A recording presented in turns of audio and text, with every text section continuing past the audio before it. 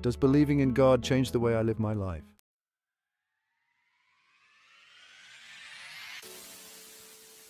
In theory, if God exists, then my life is more than just about what I think. There is an external entity always examining my actions. I cannot only act good according to me, but also I can act good according to God. This adds an extra element to every part of life. There is a relationship that can be built between the life of yourself and the overview that God has on your life. I think that considering a moral being that is aware of your actions encourages you to act the best you can.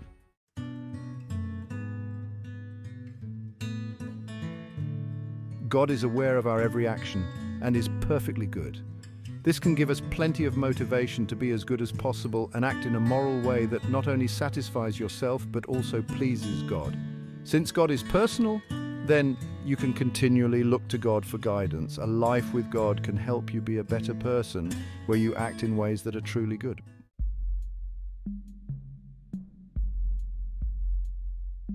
In life, there is a tendency to explain everything, whether it's why you were late to school or why we exist. Having reasons to account for why things happen satisfies something deep within us. It is not enough to just accept things as they occur. We have to know how or why they came into existence. For the simple, this works quite well because we can explain them away easily. I was late for school because I missed the bus, but for the more complex, we still try to explain. We exist because it is a necessary fact of being able to consider the question. Not so easy. I think the need to explain phenomena can only go so far. It makes sense when we can fully comprehend the question and we can understand the explanation. However, when we cannot understand the meaning of the question, then we have no chance of providing an answer. We do not know what it means to exist, so it is impossible to explain why we exist. It is like a calculator giving the answers to calculations when it does not have any number keys. This means that any attempt to explain a question that is not understood will always be wrong. For example, if you think we exist because God created us, this is wrong, because we don't know what existence is, and we don't really know what God is, for that matter. The need to explain everything is particularly evident in religion. God is the answer for everything. We have this urge to have reasons for unknowns. Believing in God can help satisfy this urge. It is very useful having an unlimited being at hand to explain every single question we could not possibly know. I think this is a mistake.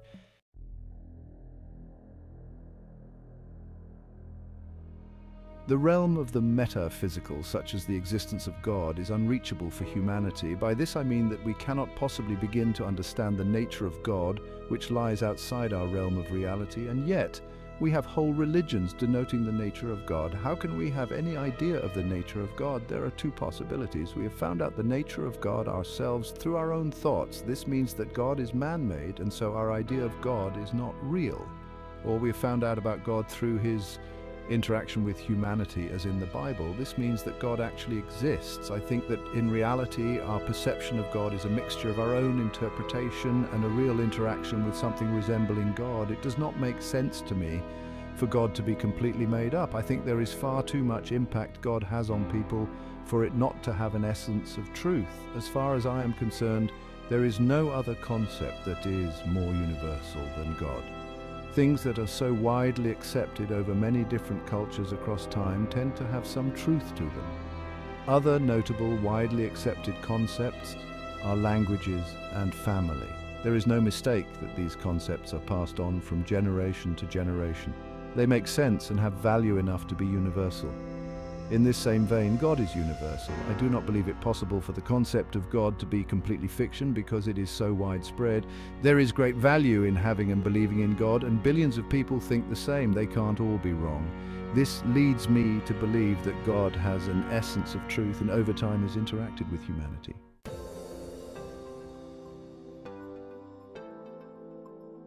Is God an abstract concept or a tangible reality? By this I mean, does God exist as just an idea, or does God have a real impact on the world? Christians show both of these possibilities in their practices. When a Christian prays to God, they have the image of God in their mind, which is an amalgamation of all they have learnt about the nature of God through the Bible and church services. God to them is powerful, good, loving and awesome, because that is the common consensus. This is the abstract concept of God. Also, when they pray, they are anticipating this God to answer the prayer, and they hope that God has a positive impact. Christians believe that God has the ability to intervene in the world and help us out through hard times.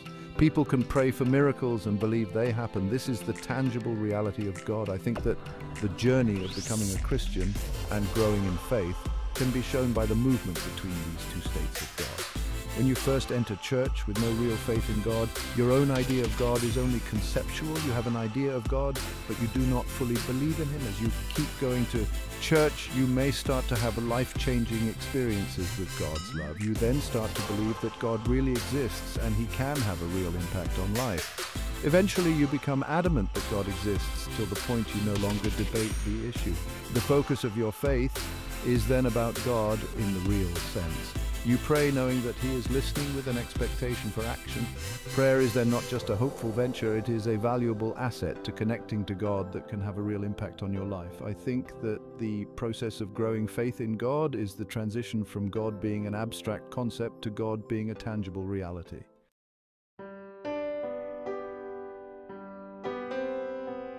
Is God pleased with me? I have not always believed in God. I wonder what it's like to make a person and them not to think you exist. There have been long stretches of time where I have not given a thought about God. I suppose in a way, since God is outside time, it might not bother Him as much as it could. If I don't believe in God now, but I believe in Him eventually, then God might be content. We very much live in the present, so we are not really able to comprehend how God reacts to our momentary thoughts. Does God live in the moment as we do? One of the features of God is that He knows everything, so we'll know the future. It is like our existence is a film, but God has already seen it, and He is watching it a second time while knowing the ending. This means that God can live with us in the moment, but also knows our future. So I suppose then, as long as my life has a happy ending like the good film, God will be pleased. What constitutes a happy ending? Many people think that as long as you believe in God the moment you die, then you are saved and you can go to heaven. But what if you believe in God only half your life? Must that half be the second half to be saved? I am not so sure. If God is timeless, then I think pleasing God is more complex than just having a happy ending. So perhaps I should live in the moment and hope that God is pleased.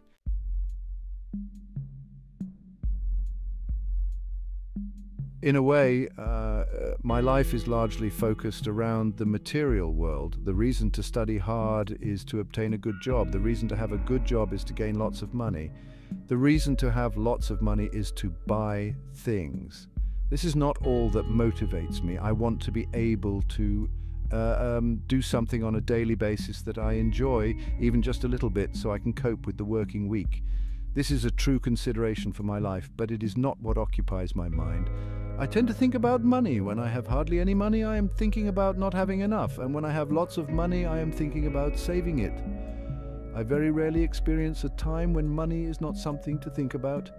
As an adult, living within your means is a necessity if you want to be independent. The idea is to always have enough money so you have somewhere to live and can pay for all your needs. This is where things get blurred very quickly. What do you really need? Well, I need accommodation, food, electricity, water, and Netflix. Wait a second.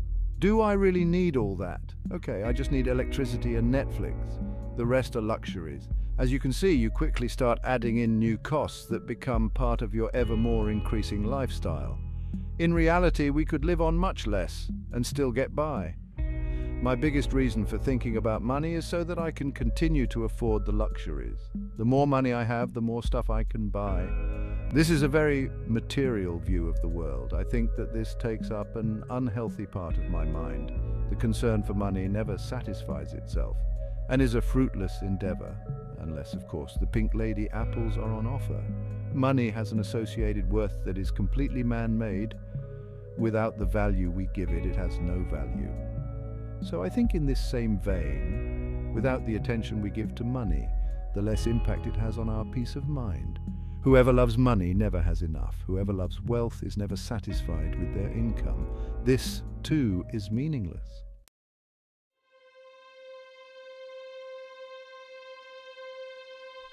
One of the fundamental ideas of Christianity is sin.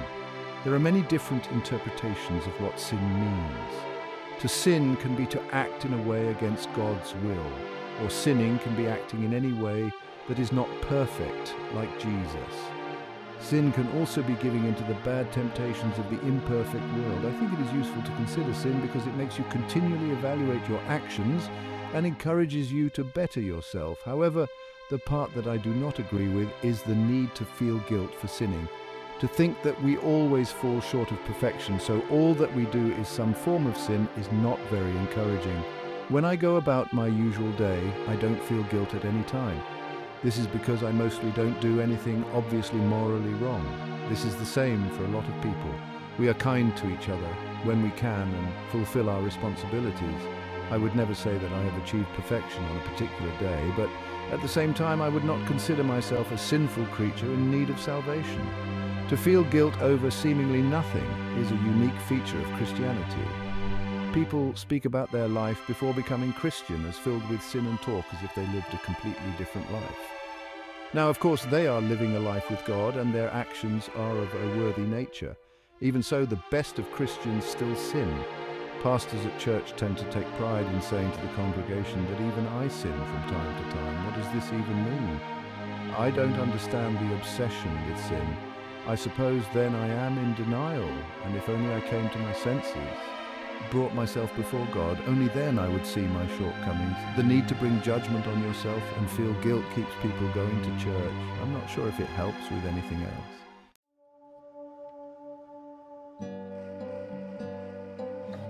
What does faith in God mean? People can devote a lifetime to building their faith in God. I think it is more than just being sure that God exists. People speak about having a relationship with God. The typical relationship requires you to speak to one another. There is quite a lack of conversation when it comes to God. Relationships require a certain amount of connection. This means that the people who think they have a relationship with God think that they are connecting with Him in some way. If you do not have an actual tangible connection with God, then having a relationship is quite tenuous. Becoming close to God without ever speaking to or communicating with Him is like making friends with someone who died before you were born. This is a little harsh, but I think you need some sort of contact to make such a claim. This means that these people that have a relationship with God are either wrong or they genuinely make contact with God. Personally, I think people fall into both categories. There is a certain sense that to have faith in God, you have to convince yourself that God is talking to you. I think there is a phenomenon where when people truly want to believe something, they will eventually find evidence to support their belief. So when someone wants to grow their faith in God and they want to hear God speak to them, they will eventually find something that convinces them that God spoke to them. I think this process accounts for most supernatural experiences. When you want something to be real so bad, it eventually becomes real. I think faith in God is quite often a case of just convincing yourself that you have a relationship with God. As long as you think God talks to you, then your faith is real to you. Faith in God is just a matter of convincing yourself.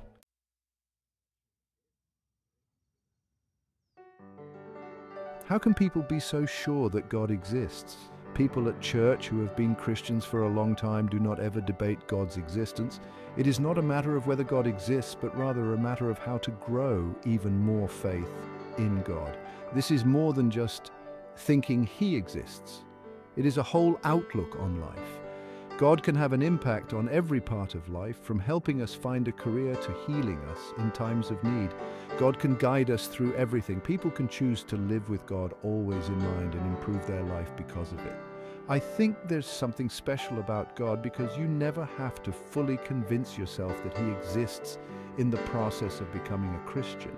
The trick to it is to act in ways as if He exists, like praying all the time and studying the Bible. Then eventually any question you ever had has been replaced by your actions that only make sense with God existing. You can become a full Christian and live a life with God without ever having the realization that God definitely exists. Believing in God slowly creeps up on you till it is all-consuming and you forget the time when God's existence seemed unlikely. I think this is a common theme throughout Christianity. You don't grow in faith by considering things from a place of uncertainty or doubt. What you do is keep on acting as if you are sure, like your fellow Christians do. And then eventually you are far away from being unsure. You don't necessarily need any reasons to be sure because you have been acting with confidence for so long, you just are. So to be sure that God exists, you don't need an array of convincing reasons or compelling evidence. You just need to get to a place of sureness through practicing being sure and stay there.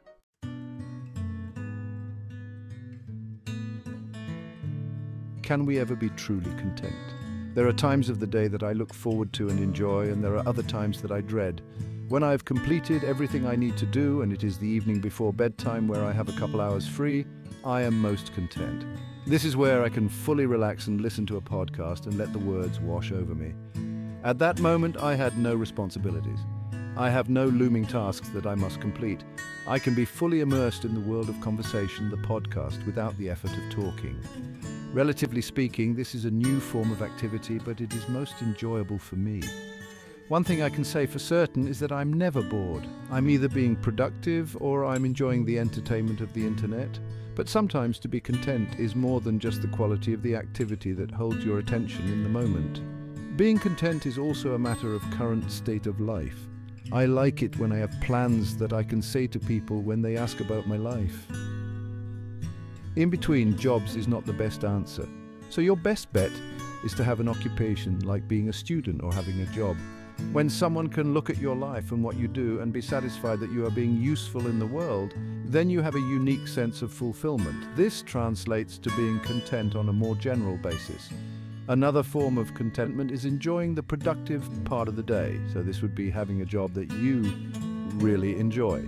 When you spend most of your waking hours on a particular activity, it is important that you like it. And doing a job that is far from what you like and is something you dread is a particularly difficult situation to be in. You may still be content in your spare time during the week and at the weekend, but you will struggle to be content overall. This struggle for contentment is an ongoing part of life, and I think believing in God does not make it any easier. When it comes to the particulars of life, Christians have it the same as anyone else.